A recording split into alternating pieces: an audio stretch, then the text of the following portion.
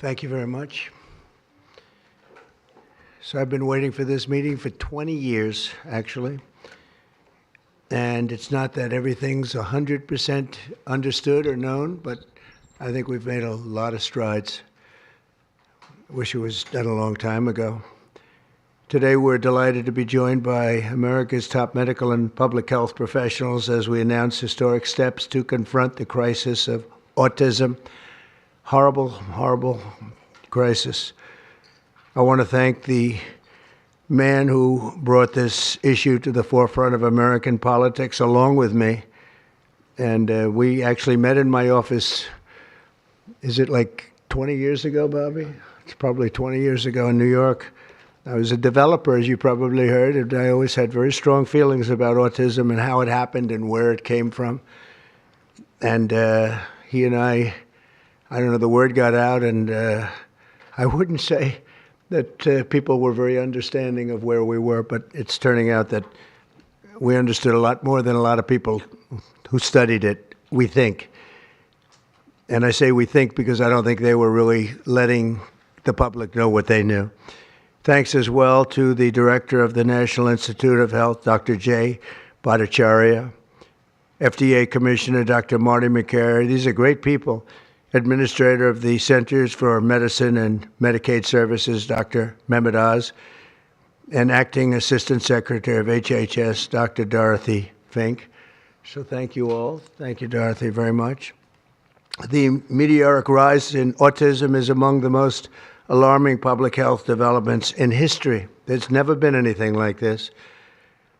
Just a few decades ago, 1 in 10,000 children had autism. So that's not a long time. And I've always heard, they say a few, but I think it's a lot less time than that. It used to be 1 in 20,000, then 1 in 10,000. And I would say that's probably 18 years ago.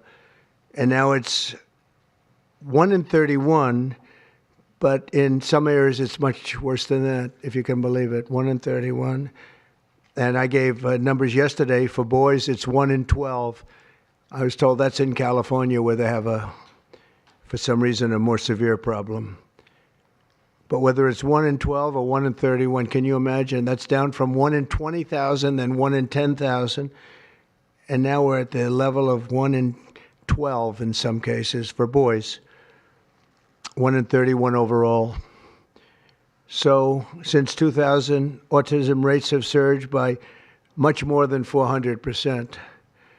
Instead of attacking those who ask questions, everyone should be grateful for those who are trying to get the answers to this complex situation. And the first day all of these great doctors behind me were there, I told them this is what we have to find out. Because when you go from 20,000 to 10,000 and then you go to 12, there's something artificial. They're taking something. And by the way, I think I can say that there are certain groups of people that don't take vaccines and don't take any pills that have no autism. That have no autism.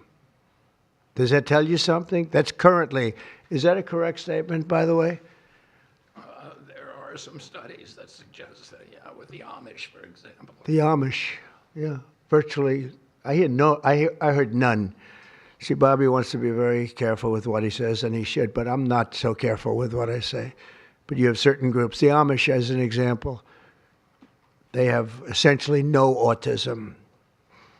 First, effective immediately, the FDA will be notifying physicians that the use of let's see how we say that.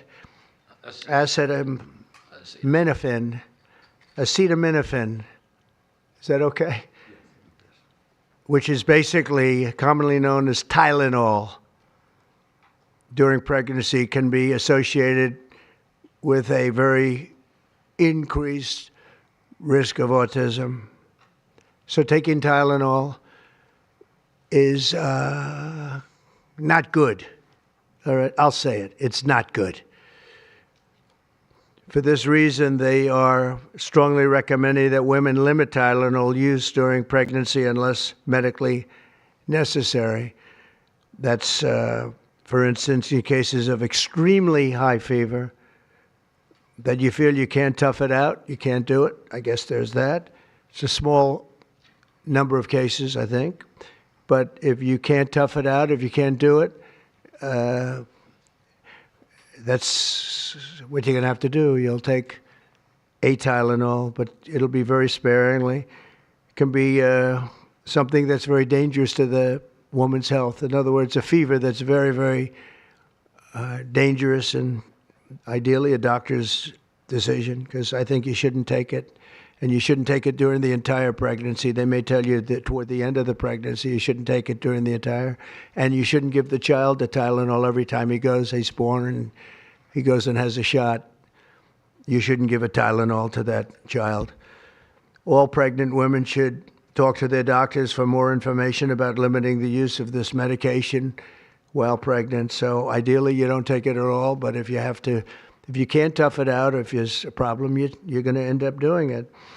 The other thing that I can tell you that I'll say that they will maybe say at a little bit later date, but I think when you go for the shot, you do it over a 5-time period.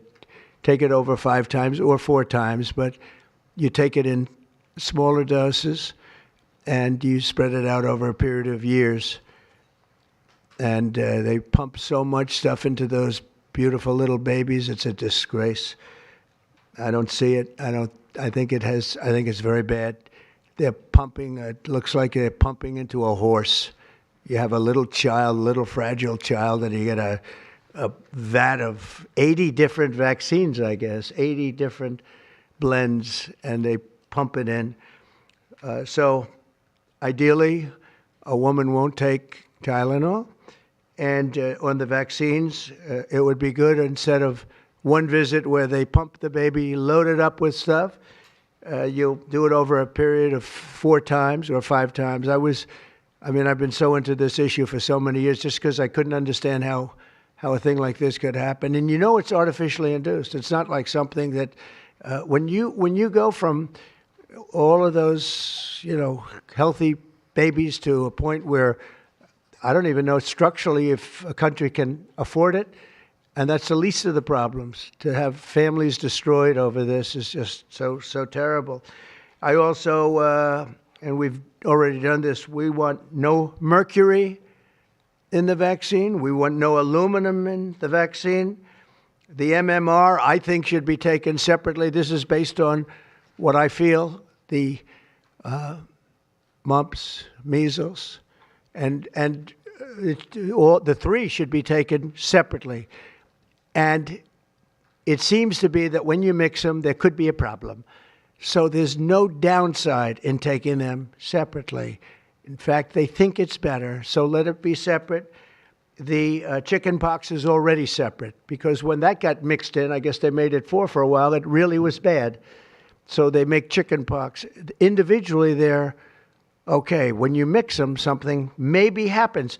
So there's no downside in doing it. It's not like, if you do it, bad things. No, it's only good side. And it may not have that much of an impact, but it may have a big impact. So let those be taken separately. And then hepatitis B is sexually transmitted. There's no reason to give a baby that's almost just born hepatitis B. So I would say wait till the baby is 12 years old and formed and take hepatitis B. And I think if you do those things, it's going to be a whole different, it's going to be a revolution in a positive sense in the country. The FDA will be updating the label of an existing drug to reflect potential benefits in reducing some autism symptoms. This gives hope to the many parents with autistic children that it may be possible to improve their lives. That's one of the things that I'm very, very happy about. I mean, this was mostly going to be on how not to have the child affected, but we've learned some pretty good things about certain elements of genius that can be given to a baby, and the baby can get better, and in some cases maybe substantially better. Not going to be easy, but be a lot easier if it didn't happen in the first place, as these great parents fully understand, right? They fully understand. I feel so terribly for. I have so many friends with autistic children. It's a tough situation. Finally, to help reach the ultimate goal of ending the autism fever, the NIH will be announcing 13 major grant awards from the Autism Data Science Initiatives. And to be honest with you, to me, that's the least important. It's not even a money thing at this point. There's so much money, but they have to do, and they have to move quickly. When the alternative is that nothing bad can happen, let's do it now. I was just saying to Bobby and the group, let's do it now. Nothing bad can happen. It can only good happen. But with Tylenol, don't take it. Don't take it. And if you can't live, if your fever is so bad, you have to take one because there's no alternative to that. Sadly, first question, what can you take instead? It's actually, there's not an alternative to that. And as you know, other of the medicines are absolutely proven bad. I mean, they've been proven bad with the aspirins and the Advils and others, right? And they've been proven bad. So I'd like to ask Bobby to get up to the podium and say a few words, and then Dr. Bhattacharya and Dr. McCary, Dr. Oz, Dr. Fink, followed by two incredible mothers that have experienced firsthand what this country is going through, what parts of the world are going through. And I will say there are parts of the world that don't take Tylenol. I mean, there's a rumor, and I don't know if it's so or not, that Cuba, they don't have Tylenol because they don't have the money for Tylenol, and they have virtually no autism, okay? Tell me about that one. And there are other parts of the world where they don't have Tylenol, where they don't have autism. That tells you a lot. And I want to say it right now. And, you know, the way I look at it, don't take it. Don't take it. There's no downside in not taking it. So I'd like to ask Bobby to come up and say a few words. I hope I didn't ruin his day, but that's the way I feel. I've been very strong on the subject for a long time. You know, life is common sense, too. And there's a lot of common sense in this, and I wish things like this were brought up, and this group has worked so hard on it, but I'd like to be a little bit more, a little speedier in the process of a recommendation, because there's no harm in going quicker. There's absolutely no harm. At worst, there's no harm. Thank you very much. Bobby, please. Thank you, Mr. President. To meet the President's challenge, I ordered HHS to launch an unprecedented all-agency effort to identify all causes of autism, including toxic and pharmaceutical exposures. At President Trump's urging, NIH, FDA, CDC, and CMS are turning over every stone to identify the etiology of the autism epidemic and how patients and parents can prevent and reverse this alarming trend. We have broken down the traditional silos that have long separated these agencies, and we have fast-tracked research and guidance.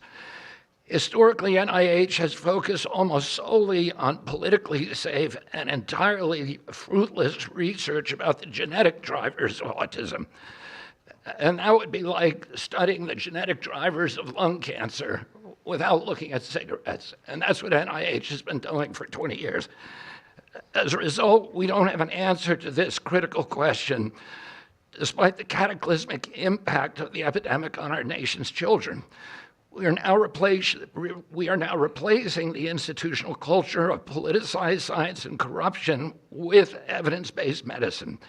NIH research teams are currently testing multiple hypotheses with no area off limits.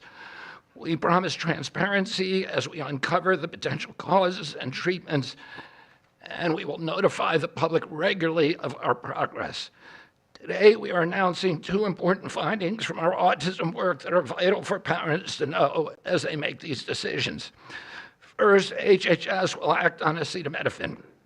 The FDA is responding to clinical and laboratory studies that suggest a potential association between acetaminophen use during pregnancy and adverse neurodevelopmental outcomes, including later diagnosis for ADHD and autism. Scientists have proposed biological mechanisms linking prenatal acetaminophen exposure to altered brain development. We have also evaluated the contrary studies that show no association. Today, the FDA will issue a physician's notice about the risk of acetaminophen during pregnancy and begin the process to initiate a safety label change. HHS will launch a nationwide public service campaign to inform families and protect public health. FDA also recognized that acetaminophen is often the only tool for fevers and pain in pregnancy, as other alternatives have well-documented adverse effects.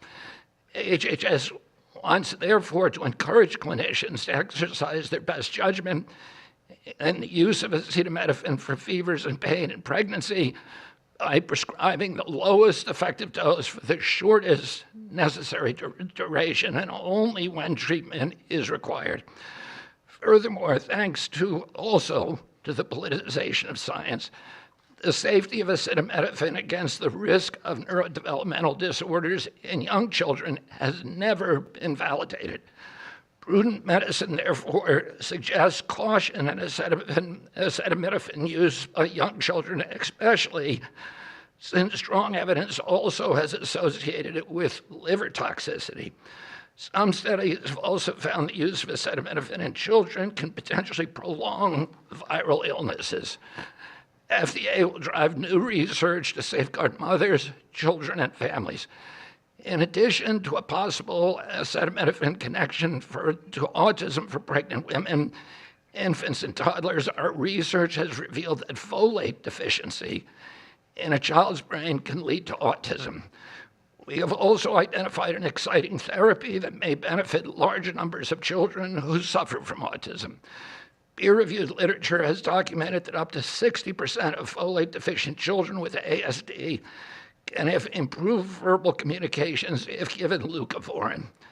I have instructed NIH, FDA, and CMS to help doctors treat children appropriately. Jay will help tell that story, which started with sound science, the kind that restores faith in government.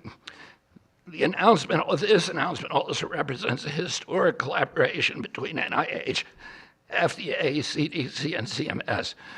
We expect this to be the first of many announcements over the coming years that deliver actionable information to parents on underlying cause of autism and the potential paths for prevention and reversal. Finally, autism is a complex disorder with multifactorial etiology. We are continuing to investigate a multiplicity of potential causes with no areas of taboo. One area that we are closely examining, as the President mentioned, is vaccines. Some 40 to 70% of mothers who have children with autism believe that their child was injured by a vaccine. President Trump believes that we should be listening to these mothers instead of gaslighting and marginalizing them like prior administrations. Some of our friends like to say that we should believe all women.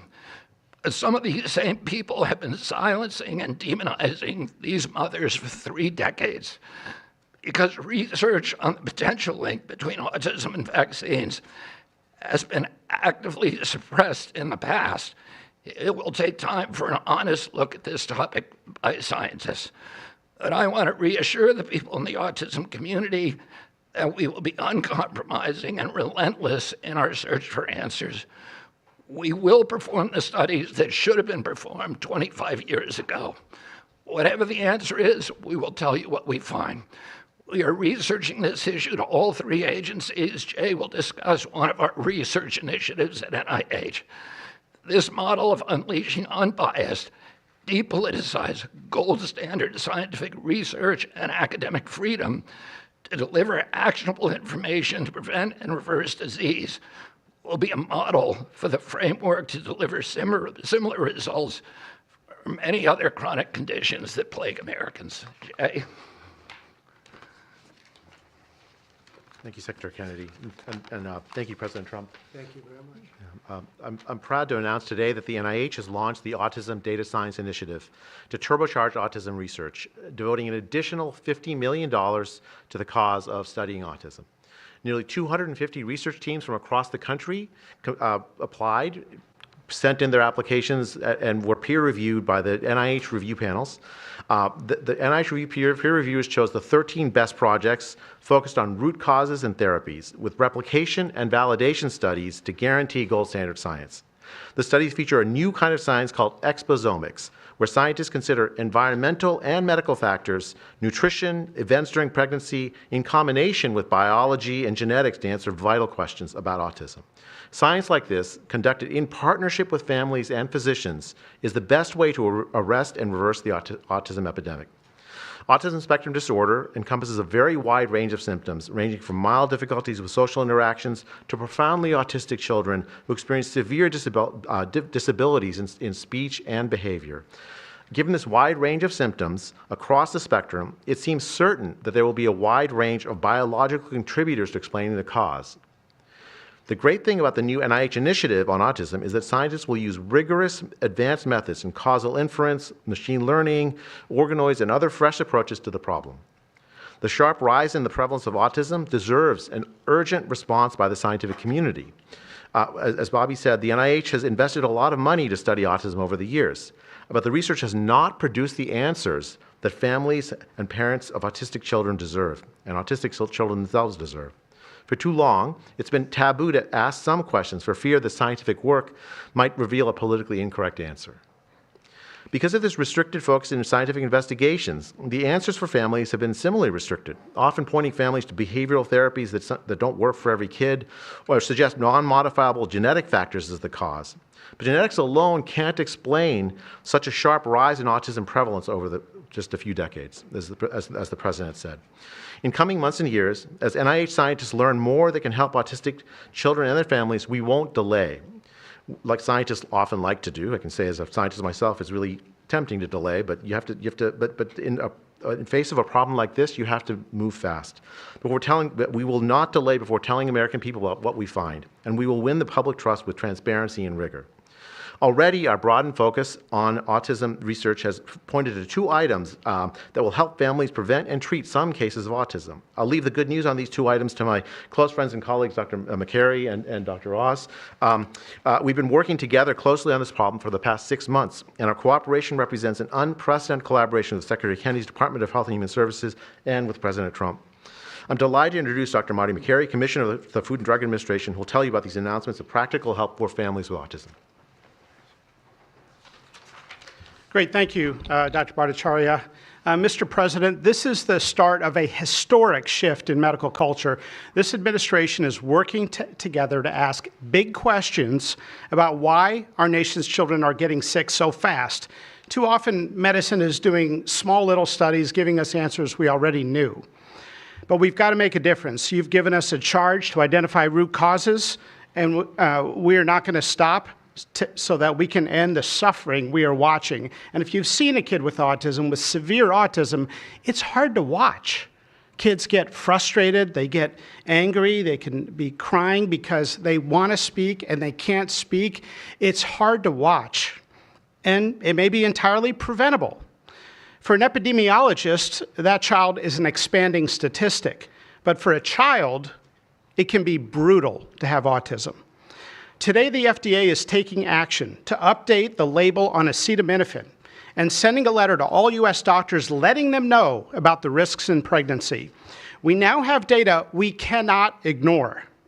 There's a very large study, the Boston Birth Cohort, with researchers that have, from Johns Hopkins, my former institution, and Boston University, found quote-unquote consistent associations between acetaminophen in pregnancy and autism. And the Nurses' Health Study with researchers from Yale, Columbia, and Harvard looking at 9,000 kids found that acetaminophen use in pregnancy was associated with neurodevelopmental disorders.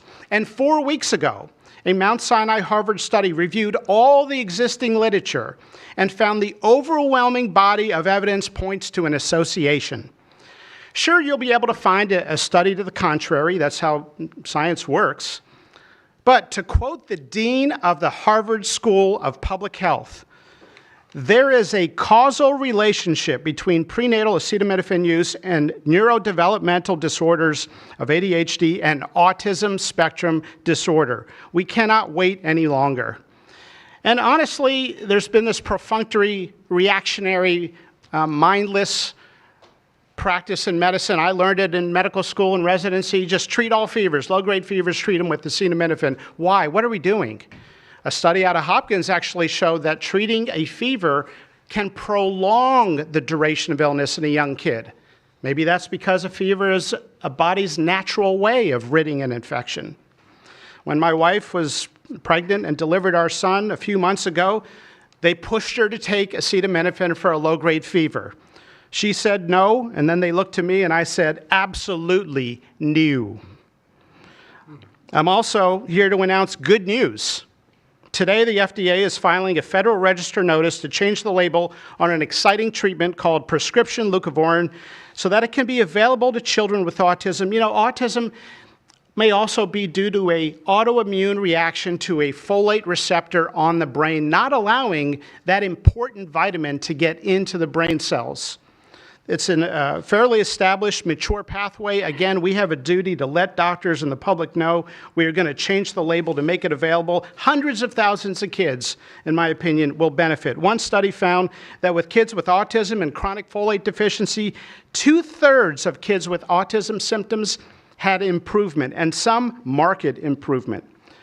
Mr. President, you told us to do what's medically right, to go bold, and not worry about the corporations and the lobbyists. So that's what we're here doing today. Thank you, Mr. President. Good, thank you. Thanks, Marty. I think you all appreciate the passion in the President's voice. We've been hearing that since the inauguration. In fact, even before the inauguration, the President was upset about what he spoke to today. And so together with Secretary Kennedy, who's made it his life's work to address some of these challenges with autism, they challenged us. In fact, they were harsher than that. They wanted no silos to break down what the NIH would do, what the FDA would do, what CMS would do. They insisted that the physician leaders bust through the clutter because their agencies had the power if we didn't do what every other prior administration had done, which is to let people function within their siloed environments. Because of that, in historic fashion and a very accelerated manner, we have a response today to the autism crisis. It is the first of several chapters, but this is breaking news. You've heard some of it. The response to the autism crisis is going to continue to come to you under Secretary Kennedy's leadership, and the President wouldn't have it any other way, as you've heard. The FDA, based on NIH research, is approving prescription leucovorin for treatment of autistic children. Now, if you're following the script, there should be two questions that you have, two questions that should come to your mind. The first is, how will patients and parents get access to the treatment? I'll tell you how. Over half of American children are covered by Medicaid and CHIP, government health insurance, over half. And therefore, because they're covered in Medicaid and CHIP, upon this label change by Marty, state Medicaid programs in partnership with CMS will cover prescription leucovorin around the country. It's yours, but you have to go to a doctor to get a prescription because they know your child, they know you, and they know the medication. States will also have tools to monitor its use and ensure appropriate utilization. That's important for a bunch of reasons because we want the right kids getting the right prescription medications. We believe private insurance companies will rapidly follow our lead if they have not already done so. And again, to make sure that this is safe and effective treatment, you need a physician to prescribe the medication because it's on prescription. Second big question, how are we going to collect clinical data to answer the big questions that the President's asking and the Secretary insists that we offer? CMS is also issuing guidance to convene states and existing research networks to support NIH and FDA in their research efforts of prescription leucovorin, while also maintaining the privacy of all patients, all health information of our beneficiaries. Collecting real-world data, which is what many of you have been asking us to do in the community, is fast, it is life-saving, and we'll get answers based on what happens over the next few months with this approach. The aggressive approach, and it is aggressive, demanded by the President and by the Secretary, have already identified risk factors and opened the door for the first FDA-recognized treatment pathway for autism. It is the first of its kind, and it wouldn't have happened without the leadership of the President and the Secretary. The five-fold increased prevalence of autism over the past 25 years demands a rapid response. The average clinician, researcher, we spoke to many, thought it would take 5 years to get this data. Parents are unwilling to wait 5 years. The President is unwilling to wait 5 years for these results. So the President and the Secretary are acting today with this tri-agency move. The administration's bold actions investing in groundbreaking research follow the science, They restore trust, which has been lacking, and they will change the trajectory for millions of American families. Mr. President, God bless you for being brave. So let me introduce Dr. Fink, who's acting administrator, and after Dr. Fink, we've got some wonderful women, Jackie and Amanda. I know it's going to be tough, but if you can make some comments about this historic day. God bless you. Thank you, Mr. President, for this opportunity to speak with all of you today. As a pediatrician and mom, I'm here today to talk about what this announcement means for the millions of moms and dads who are faced with the choice of whether to take acetaminophen during pregnancy. It's hard to hear information that challenges the status quo. We are sharing this information not to confuse, but to empower parents to make the best choices when taking medications during pregnancy. We are all concerned about the rising rates of neurodevelopmental disorders, including autism. President Trump and Secretary Kennedy are dedicated to radical transparency so that patients have the best, most up-to-date information. We are also sharing this information with our nation's doctors, and we encourage you, as always, to consult with your doctor to make the best decision for you. All too often, it's easy to think that medicines we buy without a prescription pose little to no risk for the mom or the baby. As you heard today, pregnant women who need high fever or pain reduction during pregnancy should take the lowest effective dose of acetaminophen for the shortest possible duration. Most women will not meet these indications during their pregnancies. I am encouraged by these developments today because it is another example of our commitment to the American people to leave no stone unturned in improving the health of our nation's children. Next, I'm going to turn it over to some incredible mothers who are going to share more about their stories, and we're so grateful to have you here today.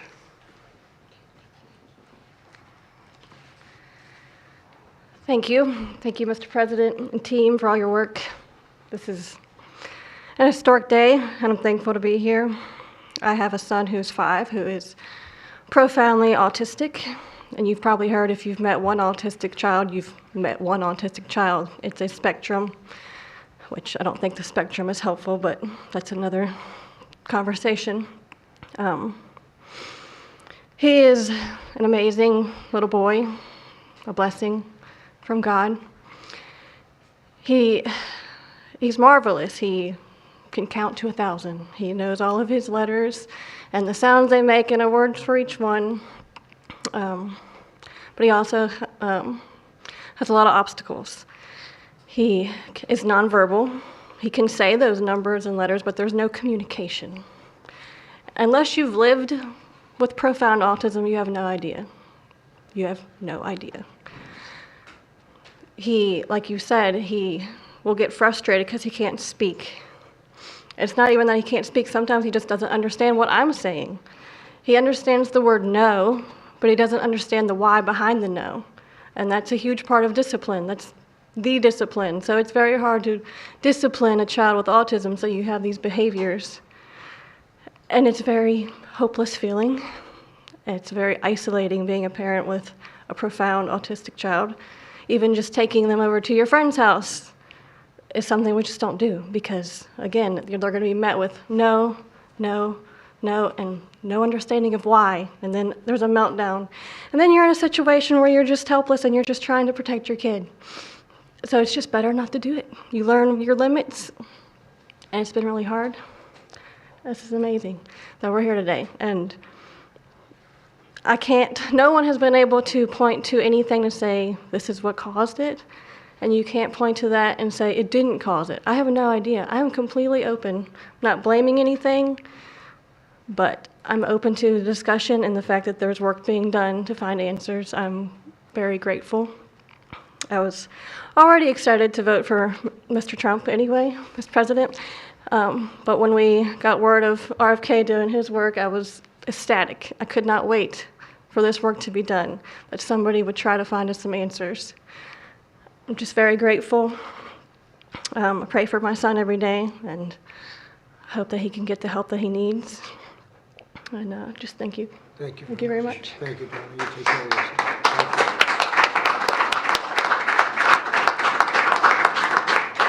Hi, my name's Jackie. I'm also extremely grateful for the opportunity to be here and share my son's story.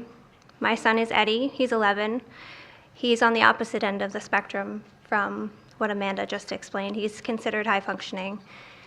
He was not always high functioning. He was nonverbal till the age 4. We've had quite a hard time to get to the place where we are today. I am just so grateful to President Trump and the entire administration for finally listening to moms who have been crying out for help, for answers for years. I've met so many other moms with children on the spectrum in the 9 years since my son's diagnosis, and they all have very similar stories. And they've all just wanted somebody to listen, to not ridicule them or look at them like they were the crazy people.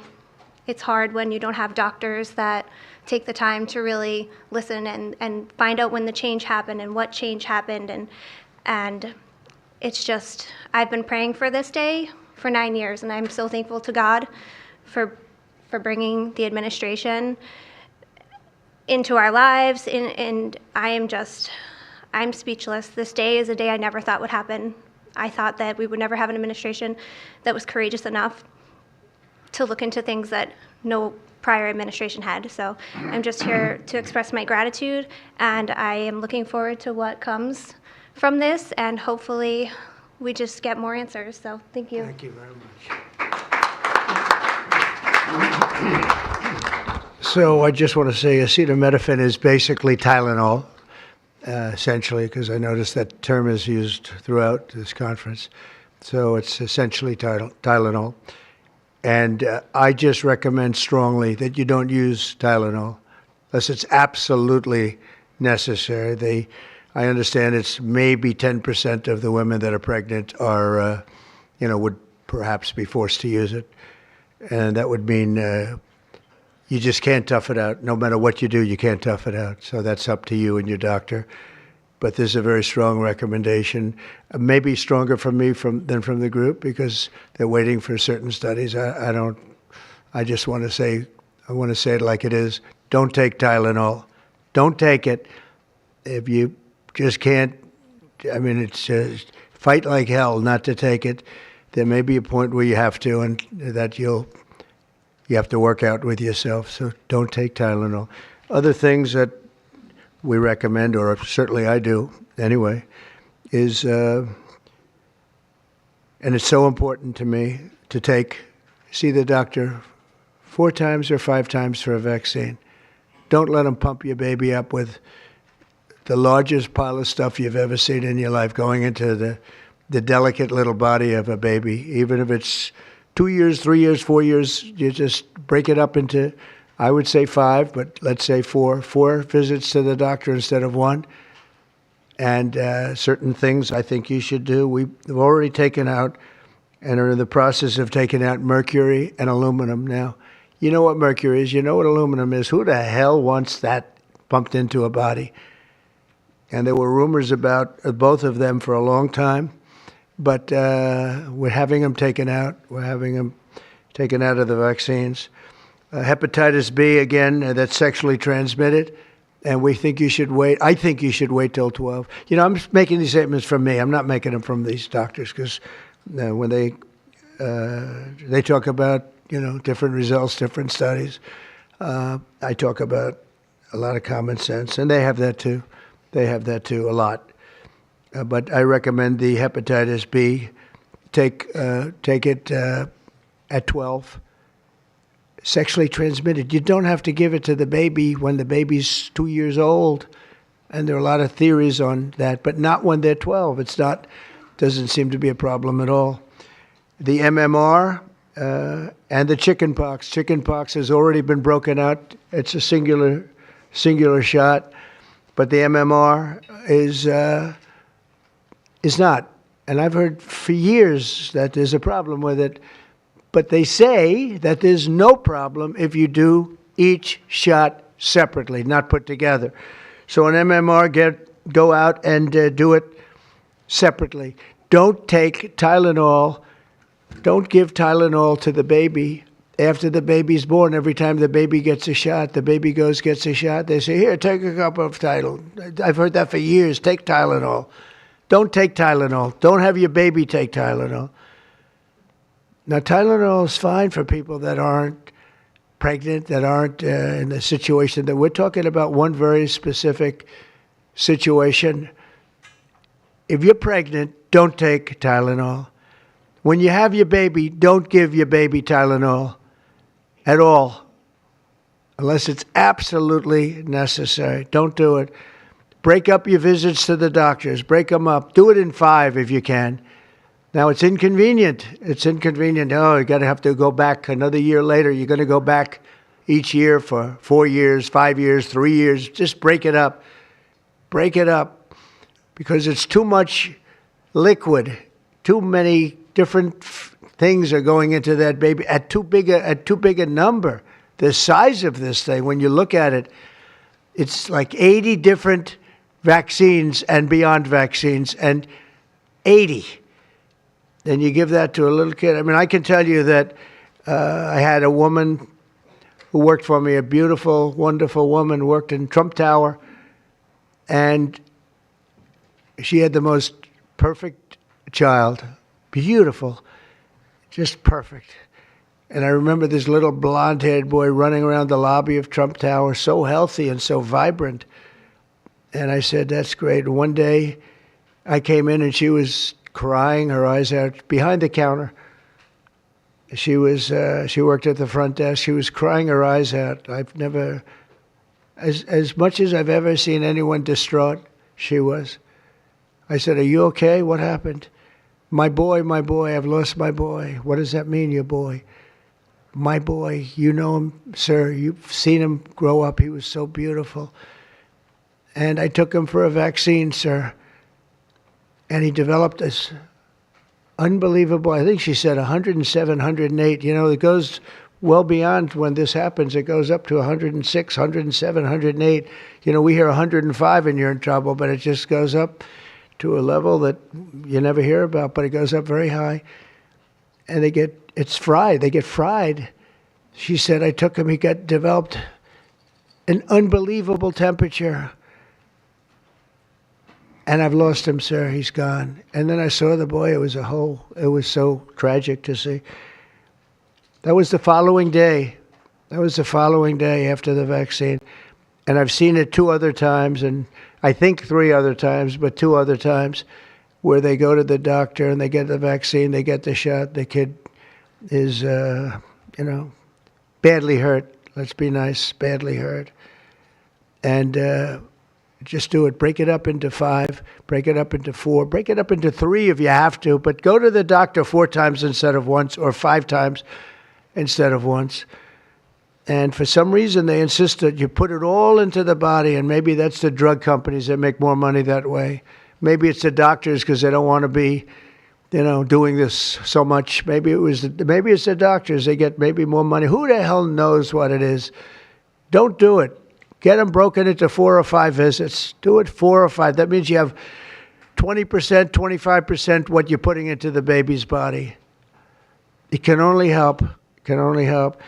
And the other things I told you about, just the word tough it out. It's easy for me to say tough it out, but sometimes in life with a lot of other things, you have to tough it out also. Don't take Tylenol. Don't give Tylenol to the baby. When the baby's born, they throw it at you. Here, give him a couple of Tylenol. They give him a shot. They give him a vaccine. And every time they give him a vaccine, they're throwing Tylenol. And some of these babies, they're long born, and all of a sudden they're gone. And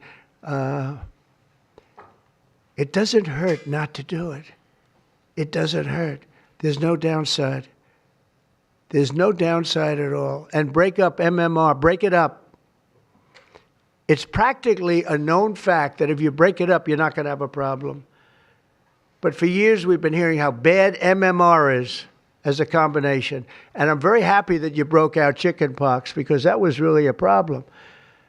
And there are other things. It's interesting because there are other things, we were talking about it, other different drugs, pills that you take that we know are so bad and they don't take them anymore. But for some reason, with this, they keep taking it. Don't take Tylenol. There's no downside. Don't take it. You'll be uncomfortable. It won't be as easy, maybe. But don't take it. If you're pregnant, don't take Tylenol. And don't give it to the baby after the baby is born. And you know, we have more than 3 years left. And I told Bobby and the doctors behind me, and they are so committed to this, I told them that this is the number one thing I want to do from you. And you know, we have something else called Favored Nations, where I'm going to be reducing drug prices by 1,000%. By 900, 600, 500, 1,200. We're going to be reducing drug prices at levels never seen. It's called Favored Nations. We're going to be paying what right now, we're like the garbage can for the rest of the world, and we have been for forever.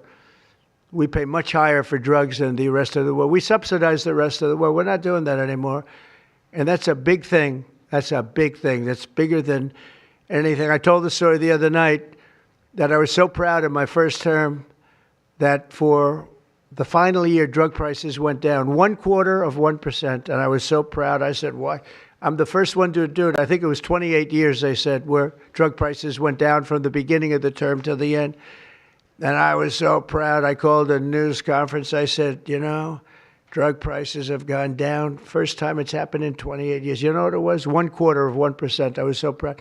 Now we're going to have them go down from $100 a pill to $9 a pill, from $1,300 for a shot of like an Ozempic or I call it the fat pill or the fat drug. Sometimes it works, I guess, for people. The ones I've seen, it hasn't worked so well. I got a lot of friends, they're fat. They said, yeah, I lost some weight. I said, you don't look it to me. But they paid $1,300, $1,200, and they go to London and they pay $88. And they call me, they go, what's this all about? We're subsidizing the rest of the world stupidly because we have a lot of stupid people in this country running things. And how big is that? But to me, that's nothing compared to autism. I see that gorgeous boy. I have a big present for him in the back. You know, you bring him back. We're going to bring him into the Oval Office. I have the best present he's ever going to get, okay? A big one. I saved it for you, okay? Because I heard you were coming. Look how beautiful he is. So that's it. There's nothing much to say. Don't take Tylenol if you're pregnant, and don't give Tylenol to your child when he's born or she's born. Don't give it. Just don't give it. And we're going to have, I think, really, if you do all the things that I say, break it up. Just break it up. Break up the shots with the doctor. MMRs, as I told you, separate, separate, separate. Chickenpox already separate. You do these things. I'm telling you, I want to, when I leave office, I don't want to have, it's going to be the kind of number that we're hearing where it's 1 in 32 or 1 in 10, because I've heard 1 in 10 also. And in California, it's really bad. I want it to be, let's get it back to maybe 1 in 10,000 or 1 in 20,000 or maybe none in 20,000. And the only way you're going to do that, because this is artificially induced. This is induced by something. You don't go from 1 in 20,000 to 1 in 10,000, then to 1 in 10. That means you're taking something and something's wrong. And I feel very certain, and I know I'll be criticized. Someday they'll look back and they'll say, well, it wasn't, but I think it will. I think we're going to have a tremendous, this is the most important thing. There's nothing more important than me. We cured inflation that Biden gave us. He gave us so much inflation, the biggest ever in history. We got inflation done. We brought prices down. We gave you the largest tax cuts, all that stuff. It doesn't mean a thing compared to what we're doing today. This means everything.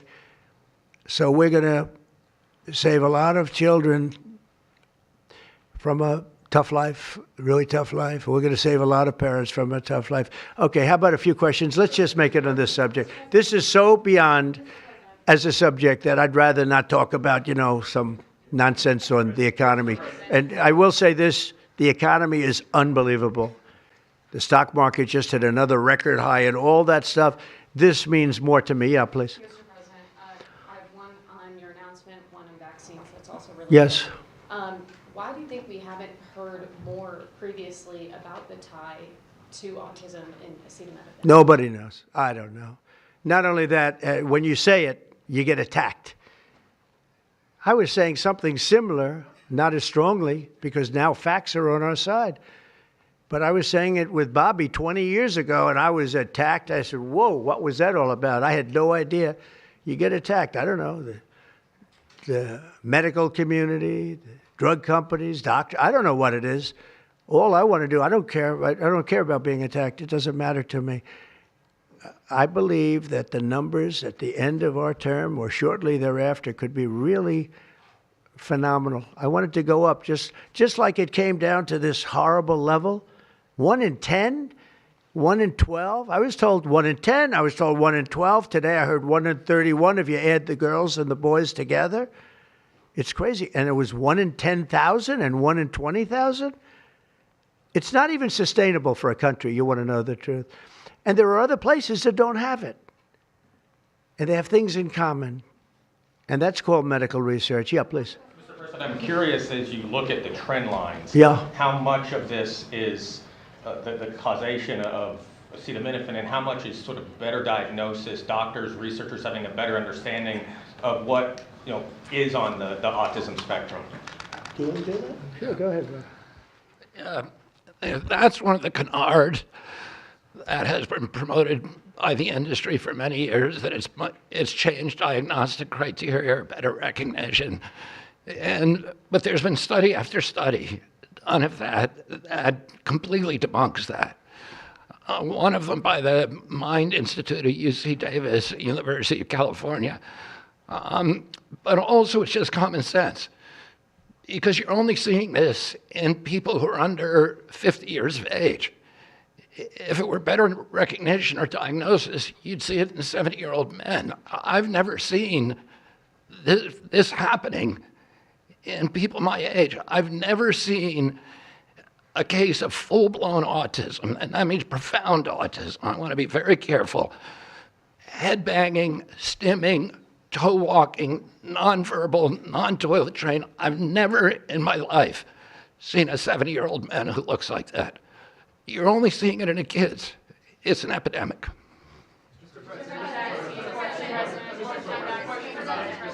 President, I was hoping that you could clear up confusion for moms and dads across America, many of whom voted for you.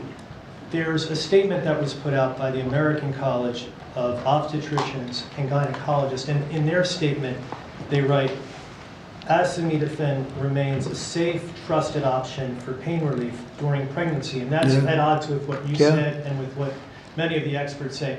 How do you? It's the establishment. That's the establishment. They're funded by lots of different groups, and you know what? Maybe they're right. I don't think they are, because I don't think the facts bear it out at all. They're fighting for something that, in my opinion, they shouldn't be fighting for. But here's the thing.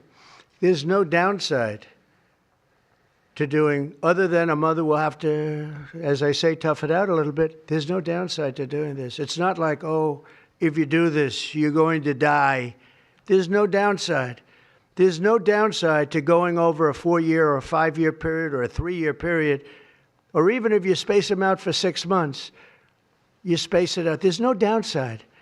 And that's why I will say the gentlemen behind me, they have very strong views, and they feel that we're right, but they'll have more research done over the next 2 months. I said, well, 2 months is a long time. A lot of people can be saved, and there's no downside to doing it. Everything I said, there's no downside to doing it. It can only be good. And I think you're going to see very good results. That's establishment stuff, and we've been reading that about a lot of things for years. And you know what's happened? We've gone from 1 in 20,000 to 1 in 10,000 to 1 in 32 to 1 in 10. Think of it. 1 in 10 or 12 or 1 in 31. Think of it. 1 in 31 people, young kids, get autism. What is it, Jeff? My question is about leucovorin. You mentioned that as part of your plan. That is also a chemotherapy treatment. Have you been in touch with the drug companies to Why don't increase I have the production doctor about answer that? And just, I'm going to throw in my follow-up at the same time. Dr. Oz mentioned that this will be available with CHIP, children who are on CHIP. But the big beautiful bill reduced funding for CHIP and Medicaid by $1 trillion over the next 10 years. Are you concerned that that will impact your ability to get this drug out? I'll explain it to you in a second, but please go ahead. Thank you. Thank you. Leucovorin is not a chemotherapy, but it is a vitamin given with chemotherapy sometimes. And the idea here is that the folic acid receptor in the brain is blocked by some antibody response. It might be 20, 40, 50% of kids with autism. And leucovorin will bypass that blocked receptor. And that's why so many doctors are probably seeing so much clinical improvement on kids with leucovorin. Production. Yeah, we've been in touch with the companies, and they are prepared to ramp up production, and we actually talked to them about a month ago. And on your second part of your nasty question, the number is that the great big beautiful bill, which is the greatest, I think one of the best things ever passed in the history, with the tax cuts and regulation cuts and all of the things it does, no tax on tips, no tax on Social Security, no tax on overtime, all of it does. It also gives $200 million, as just explained by Dr. Oz, and I'd like you to explain that to exactly what you're saying.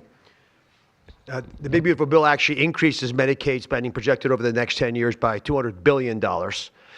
There's also a $50 billion Rural Health Transformation Fund, which will allow a lot of these programs to get in the rural parts of the country that the President and Congress are handing to governors to start distributing. Those grants have already gone out. The money will be allocated by the end of this calendar year. And I want to point out that the ability of NIH to do research that feeds and hands the ball to the FDA, which then can change labeling to allow Medicaid programs in states to fund this program, will ensure that the things that President Trump and Secretary Kennedy desire are financially affordable for the families around America. You mentioned CHIP, sir. That's why I asked that question. You mentioned that CHIP would fund this for children. Well, most of the kids are on Medicaid, probably 43% on Medicaid, another 8-10% on CHIP. And all the programs in general are being evaluated. Most of what the One Big Beautiful Bill was seeking to do was to remove fraud, waste, and abuse. But the programs themselves should stay financially intact for the people for whom they were designed, and in this case, for children. And the only thing we cut, so that's $200 billion positive. The only thing we cut was for fraud, waste, and abuse, of which there was a lot in this country, and nobody minds that. Yeah, please. Mr. President, you said that there is no reason to give newborn babies hepatitis B vaccines. But hepatitis B can be contracted not just through sexually transmitted diseases. It can come from needles to open wounds.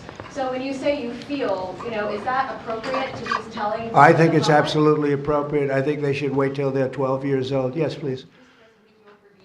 You've been talking about reducing autism by spacing out vaccines. Would you like other combined vaccines babies receive to be spaced out like MMRV? What is this again? You've been talking. Speak up, please. Sir.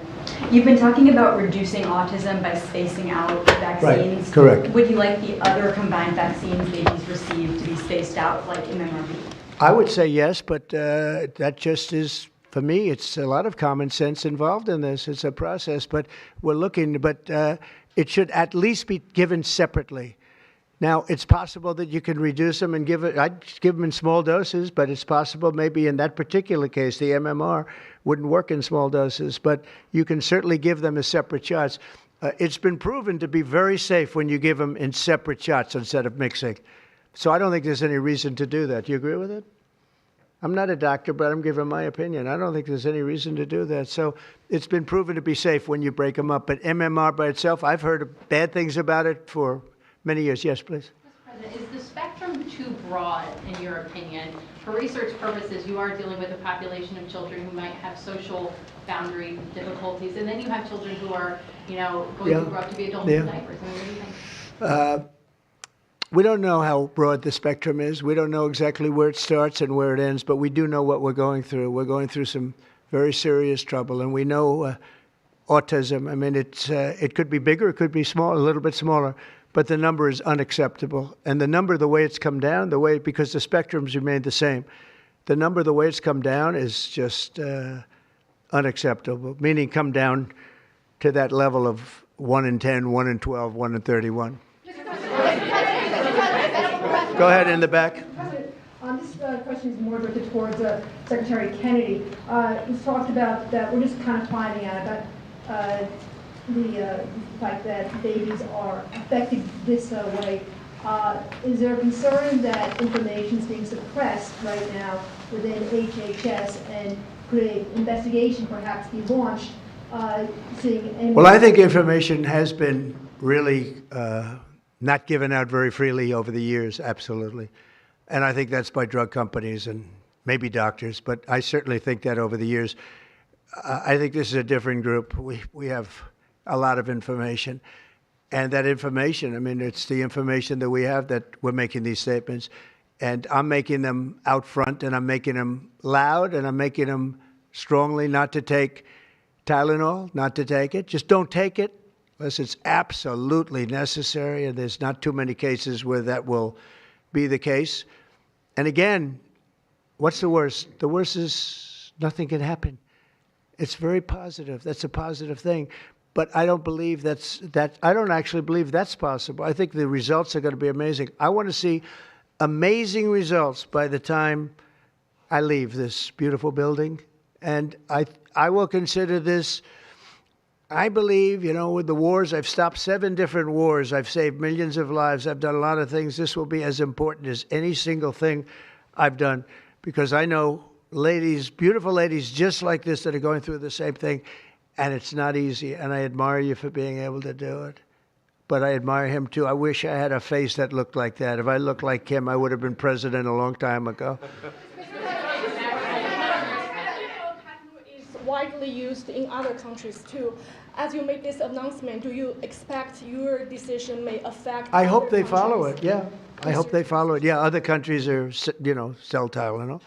Some countries don't. I mean, I hear Cuba. Now, again, you'll have to check this out. But I hear Cuba doesn't have it because it's very expensive. And they don't have the money to have it, or they don't want to spend the money to have it. They don't have Tylenol. And I hear they have essentially no autism. So you'll have to check it out. Yeah, Brian, please. Medical professionals have warned No, I said, no, not you. You're CNN. You're fake news. Go ahead, Brian.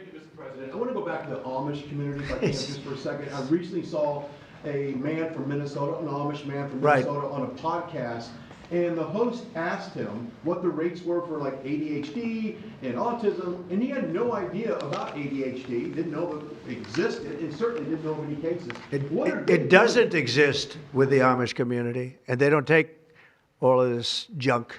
It doesn't exist. That tells you, doesn't that tell you? That's like, that's like certain countries where it doesn't exist and they don't take it. Would you like to make a comment about that, Mark?